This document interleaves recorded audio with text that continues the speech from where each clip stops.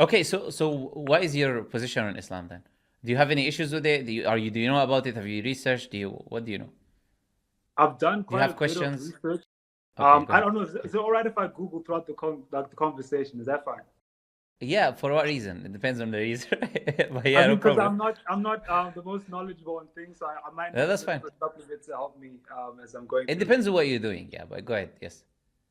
So at least my main gripes with Islam are kind of similar with Christianity. Like the two that I can think of at the moment. Well, I'll start Mm-hmm. with one so we can make it a bit more structured.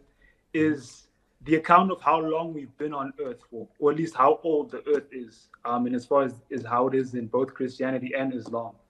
At least with Christianity, 100% it isn't correct. They say we've been here for only what 6,000 years, and from what I've researched, the count is a bit similar in as far as what's recorded or mentioned in Islam, from what I've researched so far. But Quran doesn't talk about how old the earth is. Well, not so much what it mentions directly, but the calculation of the amount of time each prophet was around for, and the time in between each. Prophet If you does just not do an mention that as addition well.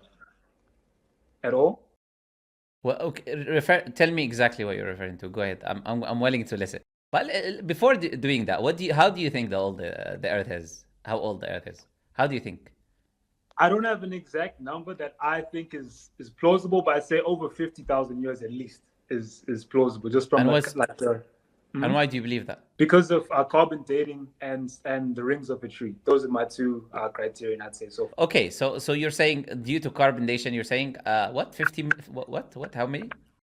6,000 years is too short a time for us to have been on this earth. We don't say 6,000 years. I don't know. Like it's more like okay. Go ahead. Tell me where does it in Islam mention that 6,000 years or less? I'm happy to listen. Go ahead. Can you hear me clearly? Sorry. Yeah, I can hear you. Go ahead. Where does Islam say the age of the earth is 6,000 years, or something similar to that, in which then makes you says, okay, that is incorrect according to reality. That contradicts reality.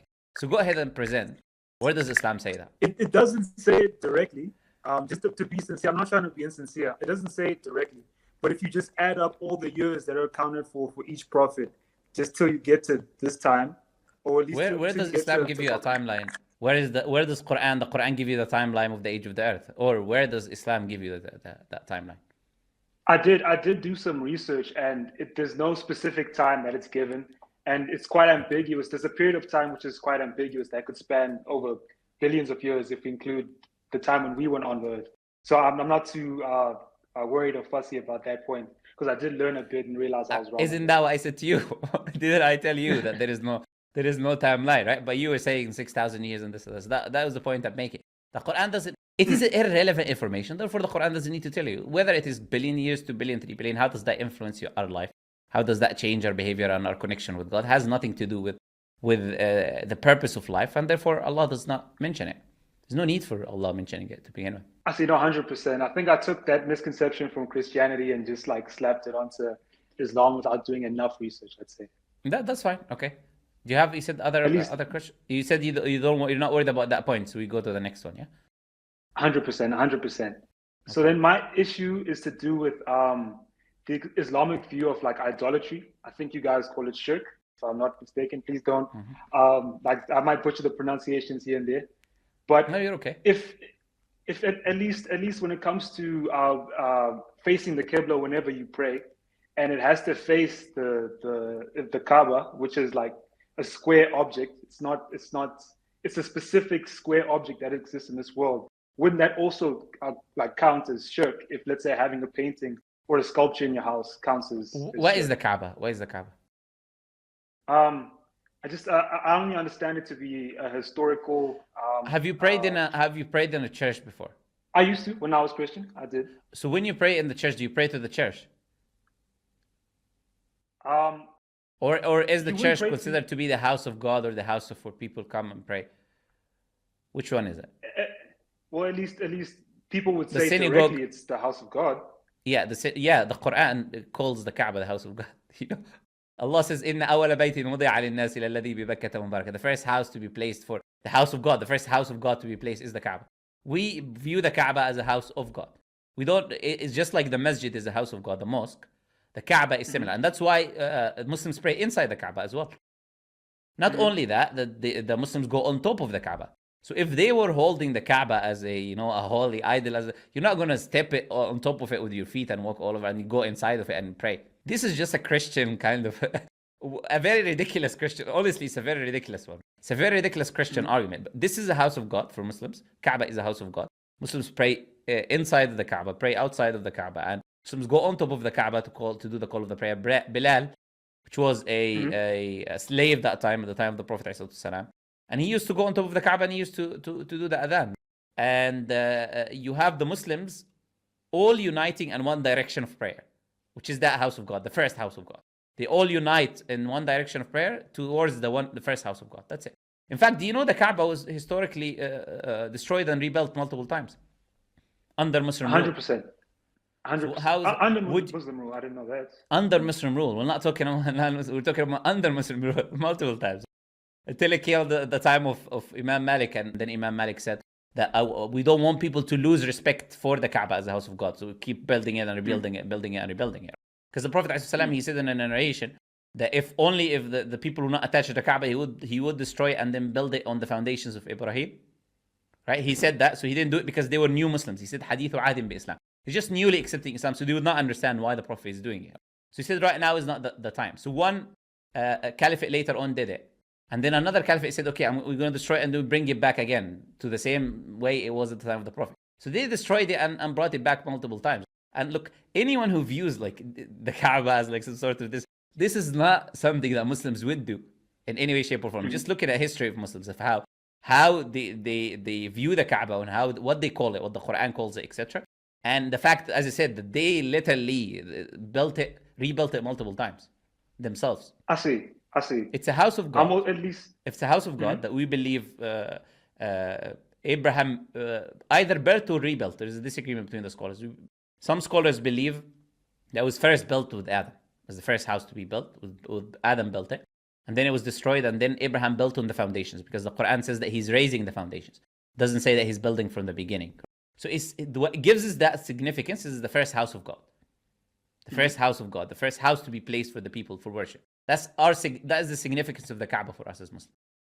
And as I said, you can pray inside the Kaaba because it's considered as a house of God, just like the masjid is considered the house of God, or any other mosque, or the church is a house of God for the Christians, or the synagogue is a house of God for the Jews. But at least no one is going to say you're doing idol worship there, because who you're praying to is what matters. You're praying to God alone. You're not praying to anyone else. When you are doing Hajj around the Kaaba, you say labbaika Allahumma labbaika la sharika lak. You have no partner. You're literally saying that Allah has no partner when you're doing Hajj. This is the chanting that people do when they are around the Kaaba, that there's only one God worthy of worship. If that's Islam the case, and Islam Islam sorry and to cut you off. Yeah, go ahead. But no, I was just going to say the last thing. I was just going to say the last thing is that the main foundation of Islam is Tawheed, which is pure monotheism. To try to insinuate that Muslims have any sort of idol worship is the exact opposite of what Muslims believe, literally. Yes, go ahead. At least if that's the case, then what's the issue with having, for example, let's say a sculpture in your house that you're not praising, but it's just there as a sculpture that's in your house? Or for example, let's say it's the church or like a Catholic church, and they have a cross, or like a whole a sculpture that resembles what they see as Jesus on the cross. Because they do believe that is like, for example, the Hindus that have these sculptures, they believe these are representations of actual forms of God. They don't just believe this is just a sculpture. And the cross is not just a piece of wood or a piece of metal, or it signifies, in their belief, God literally dying on the cross. So it is associating partners with God. We don't believe the Kaaba is that's the difference now. We don't believe the Kaaba is either an image of another God, or itself is God, or is signifying another idea or entity that we worship other than Allah. This is the problem with shirk. So it's a complete different analogy, like there. And what about a sculpture? Just if you're not worshiping it, you just like a sculpture, for example. Yeah, a sculpture is prohibited in Islam, but not for that specific. For many reasons. Like, for example, a sculpture is prohibited in the hadith of the Prophet ﷺ, is that people are trying to create a creation like Allah. They're trying to imitate or make something like Allah. They're trying to compete with God in His creation in a way. There is a prohibition there. And also the idea that people later on started worshipping them. So in the beginning, the sculptures were there of righteous men at the time of Noah, where polytheism first started. And then after that, then people started like going to the graves of these people because the sculptures were there. And then they started giving them gifts. And then the next generation started thinking, okay, these gifts were like, you know what, for good luck, for them to bring us closer to God. And gradually this happened. So destroying... so misinterpretation, basically. Yeah, no, so gradually they turn Over into time. polytheism. Yeah, over time turns into polytheism, this idea of making idols and sculptures and this and that of humans or individuals or entities. It's prohibited in Islam for these two reasons. It's creating a creation other than Allah, and also this idea of gradually turning people into polytheism. But it's, again, yeah, the Kaaba is a complete, like, different story. Okay, yeah, what else? But it surprises me that this ridiculous claim actually people like believe. Like, so anyways, it's good to address it anyways. So go ahead, yeah. It's not so much that I have this claim, it's just trying to understand the wisdoms behind it, behind why this is okay, that's okay, and why it's demonizing one religion and not another. That's fine. But you know, the Bible says that you shouldn't have idols and pictures and statues as well, but people still do that. If you read the Old Testament, it's explicit on that. You should not have any images or statues of God. It's not just Islam, right? This is a teaching. This is a monotheistic teaching, but the Christians don't follow it. Those who make pictures of Jesus and they don't follow their own book. I see. The Jewish people will that does clear it up. Yeah, go ahead. Because I do agree that if it is a monotheistic religion, then there's nothing of this world that should be exalted and praised. So I do agree with that take. Just going to the beginning of the conversation, I do believe in a higher power, and I do believe that if there is a higher power, we shouldn't be worshiping something that's off this earth per se, and giving that praise when we should be giving him praise directly, or not him, but like just that entity praise. Yes. At least on my side, those were my major gripes and the things I didn't like understand fully. I remember I mentioned I was on the fence. I used to be agnostic, but at the moment I'm just trying to seek as much truth as I can and get to the conclusion of what I think, what I have conviction about is true, I'd say. Okay, so about God, you said you're a deist, like, or you're sure about God's existence, essentially. About Islam, that's what I was asking you. I asked you after that. I said, okay, about Islam, what is the contentions that you would have? You asked these questions now about the age of the earth and then the Kaaba, etc. And the last thing that you asked. So these are the questions that you had. So other than that, you don't have any contentions with Islam, is what you're saying? At least I would, but after I did more research, at the same time I don't. And it might sound like a contradiction to say that, but let me try to explain it at least. Because at least from my perspective, even though I wasn't religious just before this call, at least, I was religious before. And I was of the understanding that if there's anything that the text that you believe in says you must do, then you must do it. And at least with Islam, even though I still have the same opinion that if there's something in the text that you have to do, that's in the text, you have to do it. And it's just a matter of adjusting to all the changes in lifestyle if I do go on to adopt Islam from here. For example, like I was a drawer. I used to draw quite a lot, a lot of like stick figures and do a lot of art, and not stick figures, but like people. I used to draw people, realistic objects, so animals, and I'm sure there's an issue with that. And then at least I used to also be a musician. Well, I still am a musician to some degree, and I'm sure there's obviously an issue with that. Which reminds me of one other question I do have. At least, is nasheed allowed if, let's say, you're saying positive things, but they're not direct quotes from the Quran? Is that okay? Let me help you with the idea of music simply. I'll clarify and simplify it for you. What is prohibited is musical instruments. Musical instruments like piano, guitar, drums, all of these musical instruments. With one simple exception, something called the daf, which is only to be used by women in celebration, which is a very very small exception. But the general rule is that the musical instruments are prohibited. So anything that would contain musical instruments is prohibited in Islam. Now, the second idea now we would have, because music is different things. It's musical instruments. It is a singer and words. This is what music is. So we said musical instruments is prohibited. Now we have the singer. If the singer is a female and her voice can cause seduction to males and this and that, that's not permissible for men to be listening to. And if it is a man then, who is just singing, who's just singing words, and then now we're moving on to the third thing, which is the words. And these words are good words. Not like the first 100 hit music albums of today, all talking about gangs and body parts and this and that. No. If he's actually saying good 100%, words. 100%. Yeah, if he's actually saying good words, things that are uplifting and this and that. Like in war, sometimes we have men singing to encourage other men and these type of things. This is permissible in Islam. There is nothing that would say this is haram, this is not permissible. So that would be permissible if he's saying good words. Poetry, saying something good, whatever it is permissible. It's just like Imam Shafi'i, he said that the poetry is speech. The good of it is good and the bad of it is bad. So there is good and bad speech, right? You can say either good things or you can say bad things. So this is the breakdown of the idea of basically of music. And at least with let's say it's art, and let's say it's for example photography. If you do alter the pictures in any way, would that count as making a creation against the creator? I forget what the specific term. It will be considered something else, which is changing the creation of Allah. It will be changing the creation of Allah. So if that altering is severe altering, look, the kind of boundaries of the altering, or where you stop when it comes to the altering, is where you're changing something that does not exist in the creation.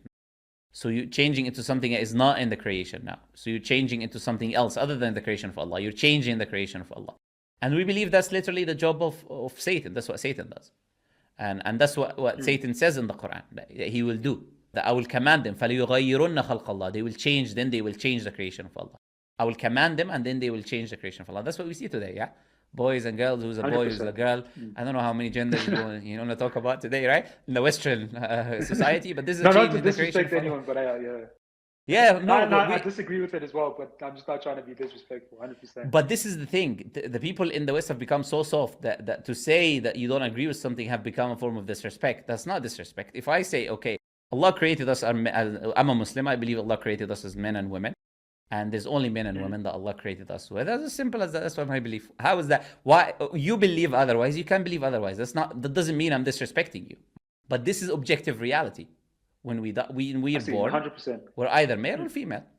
We're a man it's or not a so woman. much.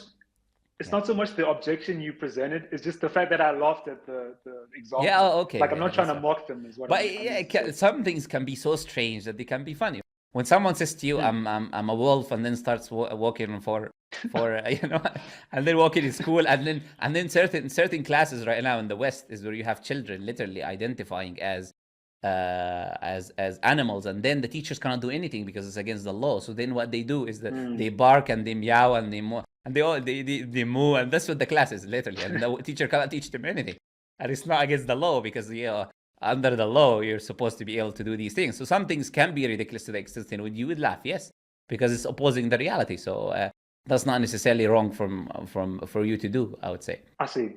No, I agree with that fully, 100%. I agree with that fully. You should. That's why you should be a Muslim, you see, because only Islam is standing firm on this ground, when it comes to these changes and this and that. If you see a religion opposing this, and standing on the ground is Islam, because it is a religion of truth coming from the Creator.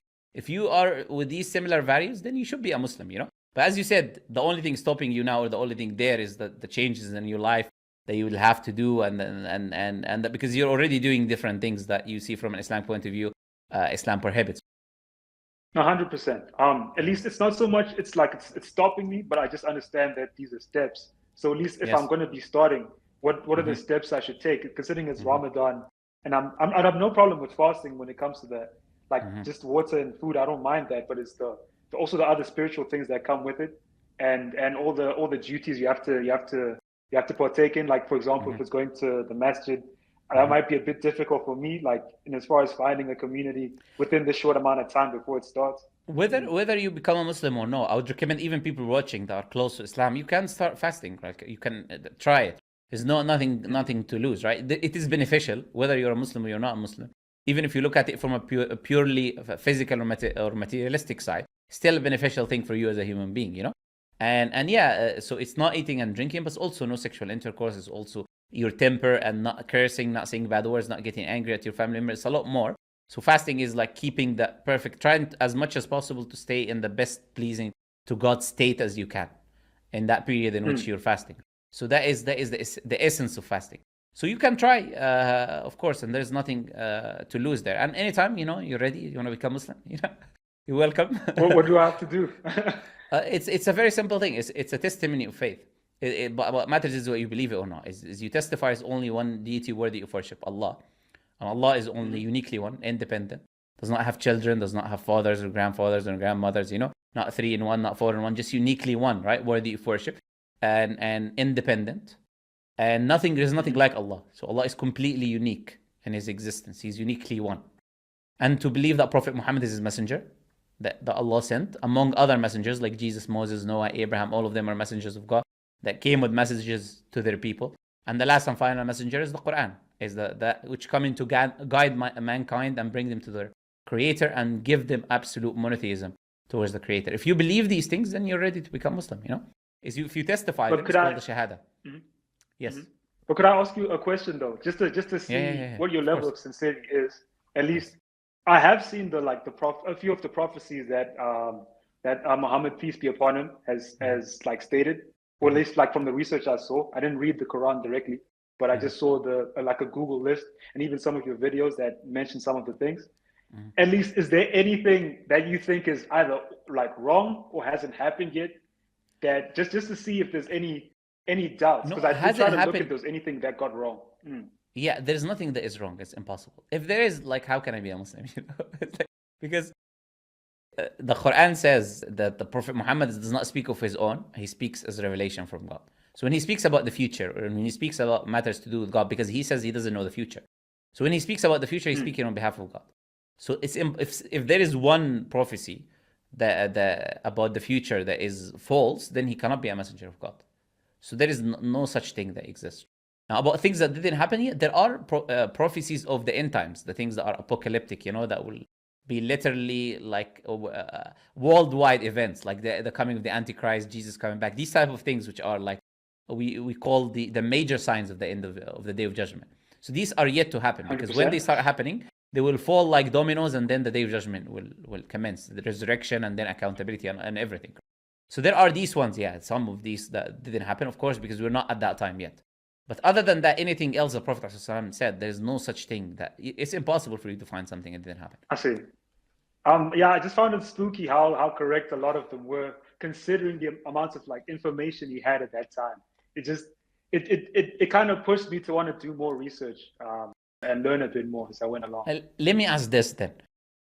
He said this is not from him, this is from God.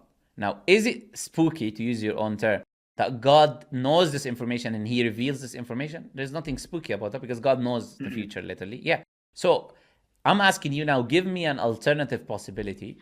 If he wasn't truly a messenger of God, how would he possibly, logically or rationally, come about and bring this information? Not to say I believe this take that I'm about to mention now, but you could argue it's vague enough for it to somehow be misinterpreted as true. Like if you could say, for example, with the Christians and the Old Testament and New Testament, if they twist the interpretation as far as they like, you can make it true. I'm not saying that's what I think. I get what you're saying, but that's not the case of the prophecies of Prophet Muhammad. They're direct and clear. In fact, you have of these prophecies that are time bound, exactly with time frame and when exactly is going to happen, like the prophecy to do with the Roman and the Persians. And then you have the individual specific, what will happen to that specific individual, like Abu Lahab and the other person who's following the Prophet, Suraq ibn Malik. I'm just forgetting his name. And Suraq ibn Malik, was a bounty hunter. The Prophet told him he will hold the bracelets of the Persian king. So these are individual specifics. And there's other, as I said, that are time specific. And otherwise, they are people specific, like the people building the building. What people, the Arabs, Bedouin Arabs, what they will be doing, building tall buildings. These are all specific prophecies. So they're not something that you would need to twist in any way, shape, or form. And that's why when we say them, we just mention them. And then people understand these prophecies. We don't need to interpret them and explain them like you would have Christians doing, 6, 7, 8, and look, the 7 actually is this, is a 6, is this year. I'm sure you heard this nonsense before, right? So, no, 100%. Yeah, we don't need to do this nonsense here, what you mentioned, because the prophecies are clear of the Prophet ﷺ. But the question is, how could he know all of them? And they're tens. And they're clear, and they're specific. For sure. But you give me an alternative explanation, though. I really can't. Okay, that's it. Besides the interpretation, I'm a bit stumped. Yeah, then you would accept that he's a prophet, a messenger of God. It's the only option that is there. And then it would make perfect sense for someone to become Muslim, because if he is a messenger of God, then what he says is true. If he says that we have to accept this, or when we die, X, Y, and Z will happen to us, then we have to accept this. Or when we die, X, Y, and Z will happen to us. So we have to take his warnings seriously, basically. So as I said, 100%. I can see you still want some time, so I'll give you that time, to like do any more research. You want to come back again with questions, you're always welcome, As long as you're sincere, because this is what I see. When someone's sincere, when someone is genuine, is respectful, you're always welcome to come back, you know? And yeah, whenever you're ready, you want to take that step, you know, because a lot of people saying you're ready. I don't know. So whenever you want to take, whenever you want to take that step, inshallah, you're welcome to come back and take that step, you know? At least how often do you live stream? At least once a week I try. I don't think like in the last, I don't know how many months, it's always once a week minimum. It's always in Friday, Saturday, or Sunday, UK time, you know? Okay, he disappeared in the right time. Okay, no problem. It was the end of the conversation. I know you cut off, but it's okay. You cut off in the right time anyway. 100%, So, do you- 100%. Yeah, did you want to say anything? No, Go ahead, please. I read the comments, 100%. I read the comments and everything, and I Yes. kind of feel a lot of conviction to finally go with it and just just do Mashallah, it. So I wouldn't mashallah. mind taking the Okay. Shahada to inspire people. They're doing great work, you know. Okay, mashallah. Okay, so let's do it, inshallah. We'll do it in English first, and then we'll do it in Arabic. So you see, guys, this is your work, not me. Yeah. Okay. Okay. Let's say, I testify I testify there is nothing worthy of worship there's nothing worthy of worship except Allah, except Allah, and I testify and I testify that Prophet Muhammad that Prophet Muhammad is his messenger is his messenger and servant. and servant. MashaAllah. Okay, we'll say the same thing now, but in Arabic, yeah, very slowly, right? Okay, we say, All right. Ashhadu Ashhadu an an la la ilaha ilaha illa illa Allah, Allah, wa ashhadu wa ashhadu anna anna Muhammadan Muhammadan Rasul Rasul Allah. Allah. MashaAllah, that's it, brother. You know, Is that- it's simple, brother. But wallahi, these words weigh so much on the scale in the Day of Judgment. Right now, maybe they're light to say, but they weigh so much because these are literally the differentiation between someone entering paradise or not entering paradise. There's a differentiation between someone testifying, giving God his right, and someone who's not testifying, giving God his right. So these words that you've said is the key for you entering paradise. And anything that you may have done that is evil in your past, Allah Azza wa Jal forgives it. And anything, as long as you start to take things as much as you can, seriously, try to work as much as you can, slowly, right?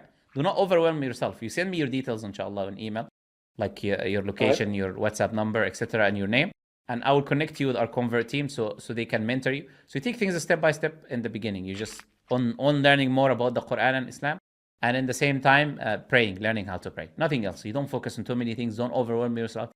Do not take too many people as sources of knowledge, because that's what confuses people in the beginning, right? Just focus on one or two people, like to learn from the important things that are to do with the religion. So that's why we're connecting you with people. So you didn't go overwhelmed at the beginning, and then people start confusing you here and there.